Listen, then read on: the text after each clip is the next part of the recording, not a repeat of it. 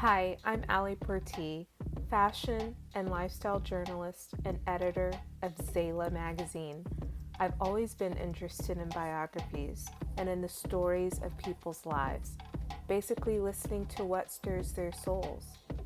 Welcome to the soulful side of life, where I let you in on some of my conversations with inspiring people from around the world in fashion, faith, entertainment, music, and entrepreneurship.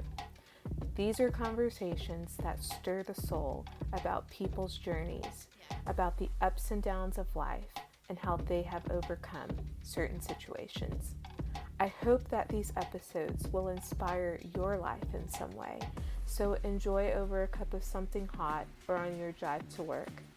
This is The Soulful Side of Life and can be found on Spotify Podcasts or Apple Podcasts.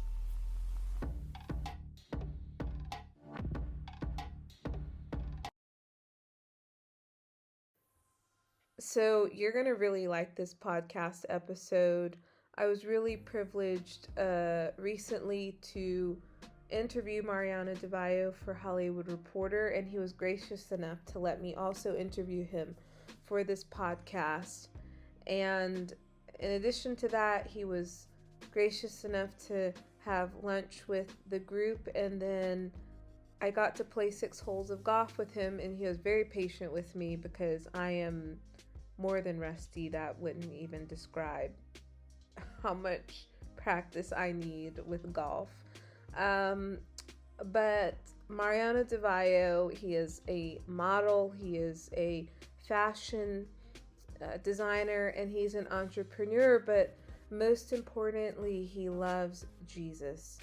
And that shone through in the little time that I got to spend with him. He's of Neapolitan origins, but was born in Perugia, Italy in 1989. He moved to London to pursue a career as an actor and model, but he didn't know English and had to work as a dishwasher. And those humble moments shaped him. He learned English and pushed himself to be more than a dishwasher. Mariano then moved to the U.S., where he attended acting courses at the New York Film Academy. Upon returning to Italy, he launched himself into the world of fashion, managing to obtain several covers and collaborations with international brands from Tommy Hilfiger, Ralph Lauren, Dolce&Gabbana, Roberto Cavalli, and more. And Mariano also launched his online fashion blog, MDV Style, sharing his travels and fashion activities and expressing his opinion on the trends of men's fashion. This in turn gave him a certain visibility that led him to win the Best Men's Fashion Blog Award at the Berlin Fashion Week in 2015. But he's also won many other awards since then. In this podcast interview, we talk about his faith in Jesus and why he decided to give his life to Christ. He also talks about family, and he talks about character and the importance of having good values. So enjoy this podcast interview with Mariano di Vaio. What is it about golf that's appealing to you? Mostly the fact that it's one of the few things that makes me disconnect from everyday life. Not in a bad way, meaning that, not that you want to disconnect somehow because life is bad or whatever. Just because when you're on the golf course, nature itself, gives you that tranquility and everything, but everything that matters in that moment is that little white ball. Mm-hmm. And I don't know, like being able to focus all your focus and energies on that little thing, makes everything else, slow down a little. And going back, it's like going back to the slow lifestyle, which it's kind of hard these days. Yeah. Especially, all the things we do, all the work, everything is super fast. Like when you're on the golf course, everything has to be a little bit slower. Which I love. For sure. I played golf in high school, and my dad made me. All right. And I found with golf, while you may play on a team, there's something about it that you want to do well in it. 100%, It's hard to get that little white ball into a hole with very few strokes. So, That's true. How have you found, or patience? What has golf taught you about patience in trying to? Well, quite a get lot, better? honestly. I think that I started playing golf when my firstborn was born, and that's 7 years ago. And I wasn't really a patient person, if I have to describe myself. I was back in the days, and it really changed me, of course in a good way, because it taught me a lot. It was kind of painful at the beginning, because I'm a person that I put a lot of effort into things I do, and I want to do them well. Whatever, if it's sport, work, whatever I do, if I start something, I want to do it good.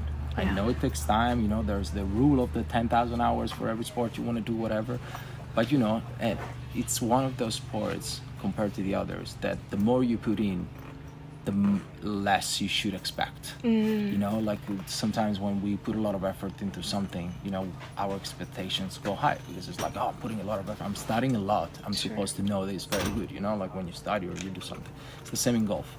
And when that doesn't, it teaches you very fast that doesn't match. In golf, it's not the case, and it really puts you in a, it humbles you. It puts you in a state where you're like, okay, I'm doing it not just because of the score, but because of what it gives me. There's need to be something else in golf that drives you every day, I think, and you find it along the way sometimes, and sometimes you start because of it. Sometimes you start because you love the places. Maybe you just go with friends and you get along.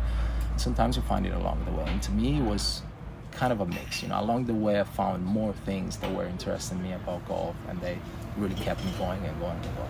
Yeah, it's a bit addicting in a good way. It is, 100%. You're here a lot at Antonolio. What about this golf course? And you live in Perugia, right? Yeah. So is this the only golf course in There's another small one, Okay. like a city one. Okay. And this is the nice one. the high level one. What about this course is special for you? I think it has to be mostly, if I have to be brutally honest, the first thing that comes to mind is the landscape. I mean, this is just, I travel a lot to see a lot of beautiful places, thank God, because I get the chance to, travel a lot for the work that I do. But there's something magical here. It has to be the castle in the background. You hit some of the shots with that beautiful view in the back, and as we said before, you gotta find something else beside the score, beside the good swing. And I mean, here you find a lot of good reason to come, and it's just so peaceful, and so it puts your mind in a good, I think, in a good rhythm, in a good place. And every time I come, I'm super happy. I was about to say before we were sitting, I was like, okay, every time I come here, I take my espresso and I sit down. Yeah. That's already good enough. Then who cares about the score and the playing? But this, I mean, the just mountains, whatever, the castle, exactly, whatever you turn, there's a lot of good. It's like a Disney kind of right, fairy exactly, exactly. And it's so real. I'm really passionate about where I'm from. The more I grow up, and the more I find myself proud of my heritage, proud of my roots and everything. And this really resembles, my the places where I was since I was a kid. Reminds me of my grandma's places. It's all about that. So yeah, it's like home. Yeah, exactly. Yeah. So it really gives you that vibe of home. Like a family. Yeah. Okay, so you have a golf line. What inspired you to create golf wear? Well, there's that saying, which is really funny. The guys could wear the same t-shirt for a month, but they show up on a golf course like it's Milan's Fashion Week. I always say to my friends, and it's really like that. Like, we really care about what we wear on the golf course, because I think, my personal opinion is that, the mind plays a very big role in the golf game. Like, very big. To me, 70% of the game, And the way we learned during these years, especially, that the way you present yourself, the way you dress, what you wear gives you confidence, right? Could give you more confidence. And I wasn't very attracted from the things because of my my past, of my job, because I come from the fashion industry and the high level, so I wasn't really passionate about this technical stuff that I was looking at, even though I enjoyed watching, even TV, a lot of golf. and I found those old school players having that little bit more, that's the spark, that classiness that they had, those cardigans, they were playing with the shirts with all the buttons down, they put the tie inside, and the hats and right? yeah. And I think I was okay, that might be not very comfortable, but it's way better.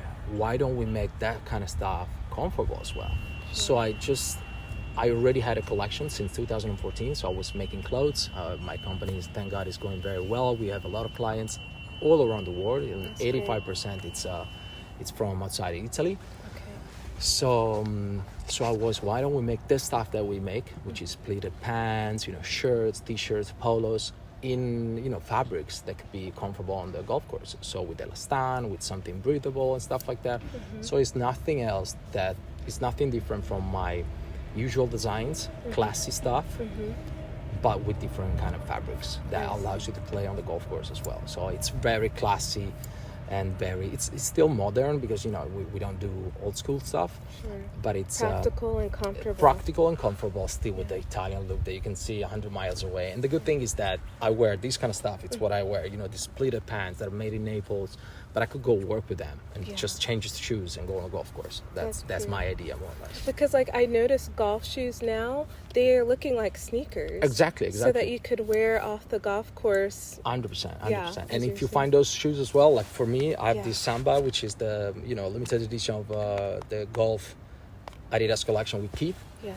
And I wear my house stuff, pleated pants, the polo. I could be coming from the office and wouldn't even need to change the shoes. That's true. It's kind of perfect. But for I me. must say, I miss golf shoes looking like golf shoes. Right, I that still too. keep That my too. old pair. That too. Yeah. Honestly, that's why I love FootJoy a lot. I was actually, before coming, I was like, which one should I wear? But I was like, I might be going to the office later, so I'll put the sneakers on. That's why. Yeah. Okay, so you didn't grow up in a wealthy family, and when you lived in London, you were a dishwasher. Yeah. How? What would you say to humble beginnings, and how it shapes the character of a person to grow? I think I don't want to say it's a must, but I want to say, I don't really know the exact word, but it's a necessity for a person that wants to build something in life, because it teaches you that, first of all, no one gives you anything for free. Nothing comes just like this overnight. You can have a lot of strengths, and you have to use your strengths, which can be your I don't know, physiotype, how to say it, the way you look, the way you behave, maybe your accent, maybe the fact that you're Italian, maybe the fact that you have this weird accent, that something can help you, especially in the online world right now.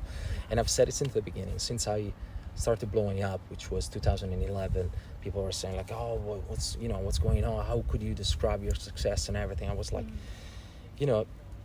there's a lot of the good thing about the internet right now is that it gives you the chance, and if you take the chance, it rewards the effort. Sure. Because if you put the effort in, whatever, if it's a podcast or if it's a fashion blog or whatever you want to start, if you put the effort in, it's a democratic place. People decide what they want to see. Of course, the algorithm, the but whatever. If it's good and it adds value. Right, exactly. Especially if it gives value, and that's what I started doing since the beginning. I mean, I saw that my crowd, it emerged like slowly, and my crowd were like, okay, we want your help to be more confident the way you are. I was okay.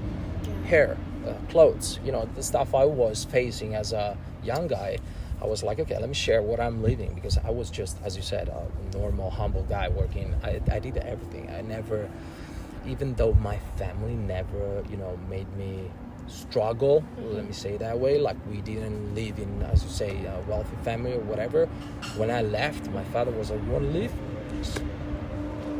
Hang it there, do it yourself. Let's see how it goes. Let's see when you come back. Yeah. So I was okay. If I gotta do what I gotta do, whatever. Dishwasher, I started because I didn't know English. Like when I left 18, I was like everybody but who did be, speaking like this. But that's when you learned English as a dishwasher? 100%. Like my English grew from, I put a lot of effort in there. I started watching movies in English and everything. But it went from 0 to, 9, let's say, in 8 months. I was already being able, and that's when I moved to a fashion store because I loved fashion. I was like, I want to go work in a fashion store. I don't want to be here washing dishes all the time.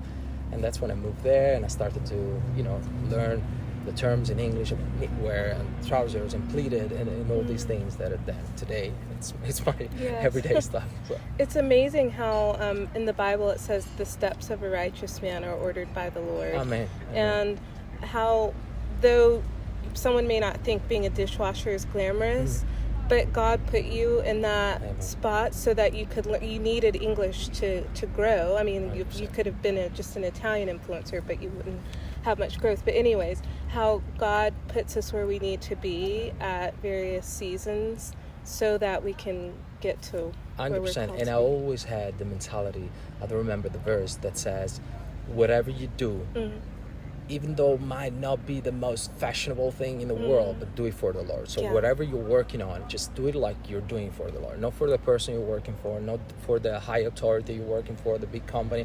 Just if you have to work, and if God gives you the chance to work, which is already a good thing, do it like you're doing it for the Lord. And that's always what I had in mind. Like if I wash the dishwasher, I always said it, like I can find 100 interviews. If I had to be the dishwasher, I wanted to be the best I could be. I wanted the guy to tell me, okay, you are the best dishwasher we have in this kitchen. Just because of the mentality I had. And that I think that helped me grow in that mentality, being stronger.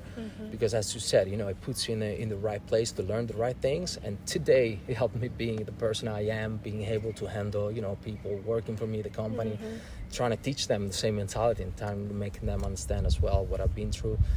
But yeah, that's exactly as you said it, like underline that 100%. And God can trust you with more too. He could trust you with a wife, with children, because you could wash a plate really well. 100%. How would you describe your start into the lifestyle fashion arena?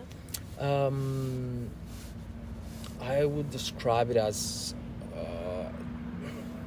let me say hard, because it was hard. Like, there's a lot of misconception about this kind of world, the fashion world, but most of the stuff that we've been told about, that we hear about, that we think about, that there's in the background is also true.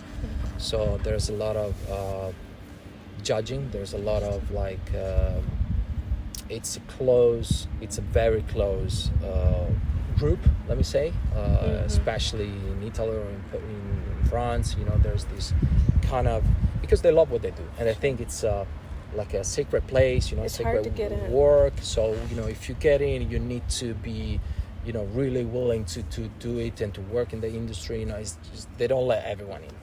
That was my, my approach at the beginning. So, what I felt at the beginning. So, but again, even there, I stayed humble. I worked my way. I was okay, I'm going to find my way to do things. I never thought, I never wanted to be in a position to thank anyone for what I did in a good way, not because it's like I would have helped someone, but I wouldn't want to be in a situation where I need to, I owe someone something, I want to do it my way, I want to find a way to do it. So I found my way around it. So, and we have this saying in Italy, which is actually a Latino way of saying, like, nemo profeta in patria, no? You're never really understood in your own patria, in your own country.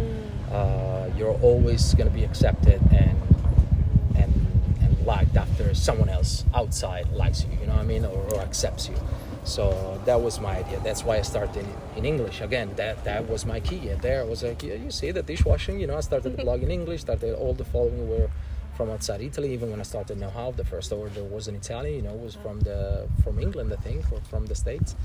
And so, it wasn't easy, but I found my way around it. And now, I'm happy I can be, I know I've been working with the biggest designers, hand to hand with Stefano Gabbana, I've seen, Armando Scervina, shake hands with some of the people that I never expected to meet and see in my life. So I'm very proud of what I did. So I can really say it out loud, like it wasn't an easy trip, but it was very fun. But it was worth it, 100%. The Italians are known for great sartorial storytelling through dress. How would you describe Italian style? As you said, it's very first word that comes to mind is sartorial, but it's really hard nowadays to be true to that word, because it costs a lot of money right now, because the hands are fewer and fewer, the real hands that do the stuff that they did in the past. which was actually a very humble job. My grandma, which was, I don't know how you say, those guys that work on the fields. Yeah. A farmer. Yeah. Yeah, right. Yeah. So it's a very humble family from, the hills here. Was farmers, but she was also a good sarta. She could do stuff Seamstress. herself. Yeah. So she taught me a lot of stuff. I did my first things with her, but she had it in the hands. Like almost everybody in the family could do stuff. Could make a shirt, could turn, the things you used to eat into a shirt the next day or into She's a good dress. with her hands. Very good. And I thought I learned a lot of things, but nowadays it's very hard to find those people. And so being true to that word, I'm very careful in using it. I don't shout around, too much. I don't shout it around too much, and I hate when people do it. They shout, "Oh, made in Italy," this and that, because it's, I really want to see if that's true, because it's hard. We do most of our stuff in Italian companies, which are owned by Italians. There's history behind that. I really like to go there. For example, I was naming before this one where we do the trousers. It's a Neapolitan family that has this company since ages. Go there, we sit there with them 2 days, we have a big lunch, and then we go see the collection that is coming out, we go see the new fabrics. When you find those kind of companies, it's amazing, and I think that's what describes the Italian style nowadays. The heritage that we have, the story that we have, even in the companies that make the clothes for us, because we, of course, have all the outside companies that produce for us, and we choose them very carefully, trying to be as true as we can to the Italian style work, Yeah. Okay, so I was visiting friends in Saudi Arabia last year, and I was staying with a couple friend of mine, and the husband knows I cover women's fashion, so he thought I'm an expert on all of fashion. So he's like, please tell me about my suits. I'm like, I don't cover men's. But Same here. I'm like, oh, women's, I don't know about it. But I gave him, I'm like, okay, Steve Harvey says that, I've got to read it, make sure I get it right, because I want to ask you if you agree. Men need 5 suits: black, navy, gray, brown, and beige. Then men need 2 white shirts, 2 cream shirts, and 2 powder blue shirts.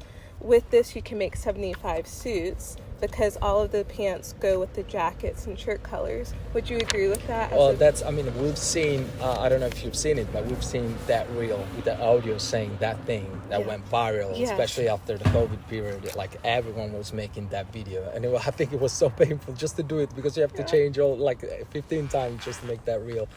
I kind of agree. It's not really my style, my idea of wardrobe, but that's true. I mean, if you have to start from the basics, maybe you start from those 5 things.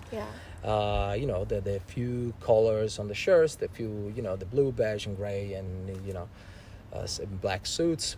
But that wouldn't what be. What is your advice? I think for me, the really good idea is keep it as simple as you can. Start from something that you like, someone that you look up to, because there has to be someone that you look at. Oh, I like his style. Most of the time, it's about the attitude. So maybe it's not really about what they're wearing. You wear the same stuff, and you're like, oh, I'll look weird, because people have the attitude in what they wear, and that really. The good attitude, like the good, because attitude is a bad word, right? It could be a bad word. But it can be a positive too. Okay, cool. Yeah. Okay. I was like, but start from something that you like visually and trying to interpret that or to wear that the same way and see if you like it, and then move from there. Like maybe it could be just one kind of trousers and one t-shirt, and from there, okay, I like this t-shirt, this kind of fit, this kind of style. Let me try another color, and then you move from there. Because if you start with the suits and the shirts, that's true, it's for men's, but not every men's wears suits. I don't normally wear the whole suit with the shirt under it. It's a little too formal, even for me that I'm Italian. Maybe if I have 2-3 meetings in the same day, I could rock that, but it's not really. You don't really need that. So I think it's more of a good saying more than anything else. Gotcha. I ran across you maybe over a year ago watching on YouTube an interview that you did, and you talked about faith. 100%. And you don't see in the fashion world or entertainment world people talking about faith. How did you come to know Jesus? Well, it was my father. Had an encounter with Jesus when he was very young, in Naples, actually in a tent. People were testimonying on the road, and his life changed from night to day. and he was actually the driver of our family. So we grew up in church, thank God, because that helped me a lot, especially when I traveled, when I've been through a lot of crazy stuff in my life, because I was, not really into it. Sure. But I always had that, the teachings, foundation, the little voice behind my ear that wanted to tell me, like, I'm with you, just trust me, like, come back to me, I'll help you out. And I've been through a lot of stuff. I've been recovered in Brazil in the hospital because I was sick. I had a knife attack on my neck and I've been through a lot of crazy stuff. And I saw the hand of, the Lord all the time, like just pulling me out, like, when would you decide? And it was just 3 years ago that I got baptized. I decided to, I had my personal encounter with Jesus, and it really changed my life from night to day. Like the satisfaction, the happiness that it gave me in everything I was doing, it really changed my perspective. And again, I always had it, especially in the last 6-7 years, I always had it in the back of my head. I always had my personal relationship with him, but again, it's not a thing that it changes night and day for someone. Sometimes you need to hit your head on the wall. And thank God the Lord let me do it, but didn't let me hurt too much. Sure. So I really can see his hand with me all the time. And then 3 years ago I had my personal encounter with him, and again, it really changed my life. It really changed my wedding. It really changed the way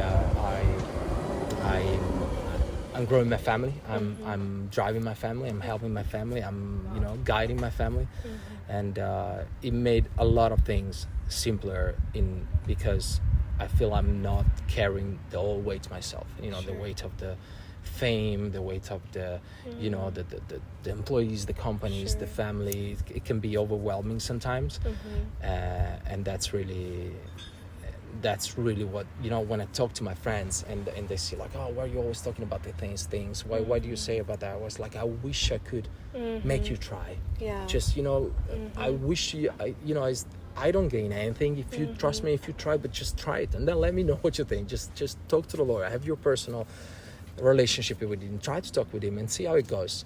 It's the easiest yet the hardest thing to do. Right. Because sometimes we believe the craziest things and we don't want to, just give it a try. And that the Lord is a gentleman. He's always there knocking at the door, but he waits for you to open the door. I always say to my friends, just give it a try. Just let him in and see how it changes everything. So, And the Apostle Paul talks about it's a mystery, this great mystery of how a person comes to know Jesus personally. Amen. Because we can't force people. We can explain and talk, but that encounter is so personal. Amen. It is. And And what a bigger reward people that will get to know him today will have compared to people that saw him in real life. Because if you think about it, faith plays a big role today. That sometimes I say, like, why wasn't I there when you were here? So it would have been easier, like even to explain people, to talk about.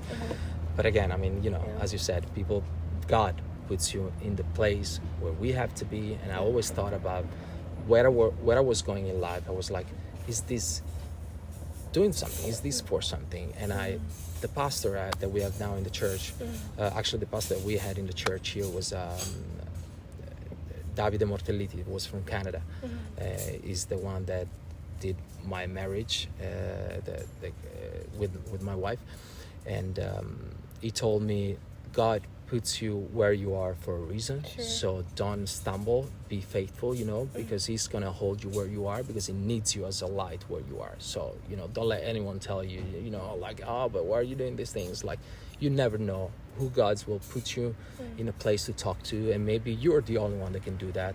And that really gave me a lot of strength. And I started going around the world, talking to the people with a different, with a new heart, with a strong faith, power, you know what I mean? And I love that. And I was like, okay, God, like, use me wherever I'm going, like, whatever you need me, just give me the strength to be used in that situation. For sure. And that, like, for real, really changed the perspective of everything. Sure. Do you find that the platform that God has given you, it allows you to share Jesus in a different way, even if you're not speaking about him directly to people, but people see that there's something different about you? 100%. It's not easy because, again, I pray about that a lot. I'm like, I really wish that I could find a better way to integrate that, to help people, and talk about that more. But I'm finding God is guiding me in that too. Slowly I see people writing me messages. I have my personal, where you talk with people. I don't know. DMs. Beside the DMs, there's the group. Oh, like I don't know. Or in the comments. No, what is it called? Not the podcast. The personal subscribe. The broadcast. I see, the broadcast. The subscriber So group. you ask, and there's these questions like, what do you want me to talk about more? And there's a lot of people that commented and said, okay, let's talk about your faith, because you share these things, we want to know more. And again, even the interview I did with Anas on YouTube that they gave me, and it was actually I think it was a Muslim guy, and I had the chance to talk there, and a lot of people, and I started more and more, and I'm thankful for that, because if I trusted person like me can get to talk about that, and if I can influence someone in a positive way, I mean I want to be used. So if that can work out, definitely. It will be great. I'm sure in heaven you might meet someone who said, because of you, I came to know Jesus. I wish. Because of that Anas interview. Couple last questions. I heard you say in that interview with Anas that you wanted to find a wife like your father found your mom. Yeah. What advice do you have for men looking for a godly woman in 2024? That's the thing. The thing that really attracted me the most, and I really think it was God driving me there. It was like, this is the woman, because she had him before anything else. So before she even thought about me, because even before even she gave confidence to me or to anything I was doing, she had him first. And that's what, okay, this might be someone worth fighting for. And it took me a while. Like, again, I said it before, I was a wild guy traveling the world doing my things, and it took me 9 months just to go out with her for dinner. And it wasn't really my type at the moment, and I was like, what am I doing? Why am I wasting so much time? Sometimes I was like this, but then I felt, she's the one. Yeah. So it's super easy on that side. Like, what's her top priority on the list? Is it God? Perfect. Just if it's worth, just go fight for it, but that has to be her first priority. But because even in life after that, of course, there's my wife, there's my kids. First of all, there has to be God. So there has to be our personal relationship with Him. And as we always say, you can't fight for your marriage if it's just the two of you. It has to be the three of you. So if there's God in it, 100%, way easier. Amen. You have a daughter. What advice will you give her about the green and red flags she should be looking at in men when... I know you're not ready to think. I was suggesting about the daughters. I need suggestions about my daughters. But what advice will you give her about what she should be looking for in a guy for when it's time for her? I'm sure you don't want her... the values they have, 100% the way they behave with the parents. That's what I look into the kids right now, because I have a lot of kids now, so I'm always looking at the other kids, in a different way, and the way I used to look at them before. And I'm really looking at the way they talk to the parents, they talk to their mom. That's a really good indicator on the way they have been raised, their values. Of course, they're very young now, but starting 7, 8 years old, you already start to see some things in there. Sorry, I'm moving some in their characters. Yeah. So probably that would be my first tip. It was like the way he's behaving with his mom is probably the way he's gonna behave, with you. So if he's a lovely guy with his mom, that's probably a very good indicator. And then, of course, as we said before, his priorities. If he has God in his life, very good. That's amazing. And but yeah, you can tell by the way he behaves with his parents and with his siblings. If he has, it speaks to character. It speaks to character. Yeah, 100%. Last question. When you hear the name Jesus, what comes to mind? Peace. I always have this verse in my mind that says, I promise you peace. If you're with me, you can go to trouble, you can go to anything, you can go into the stormy waters, but if you're with me, you'll have peace in your heart. And that's all I need. Sometimes I get emotional, but whatever I go through in life, it can be, family problems, personal problems, whatever it is. I always have this verse in my mind. I always say, just whatever it is, just give me peace in my heart. I know I can go through it with you. Just if I have the peace in my heart, everything else, it's gonna come. Whatever it is, it's gonna turn out the way it has to come. It has to go. Make me see it the way you want me to see it, even if it doesn't turn out the way I want it to be. But just if I can have peace in my heart, I can handle everything with you. So that's everything. The first word that comes to mind is that. Amen. He's a very good friend. I can't imagine life without him. 100%. Yeah. Thank you so much. I actually sometimes I think like, how did I arrive until 32 years old without without accepting him in my life? Sometimes I think about that. That's 100%. I wouldn't imagine my life without him right now. And thank God. Thankfully you got him early, that you weren't 60, 70, 80. Or on your deathbed, finding him. Some people find him like that, exactly. And went through life without him. But he was always pursuing you. Patient, 100%, being 100%. Patient. Because we're all pushing into his eyes, and he always finds, tries to somehow, again, knock. He was always knocking on our door. We just need to turn the ear and listen to him. But thank God he didn't give up on me. Thank you so much for your time. Thank you. No, it was a pleasure. Really. I hope that you enjoyed this podcast episode and that you have found a soulful connection to the conversation. God bless you, and until the next episode, go bless somebody else.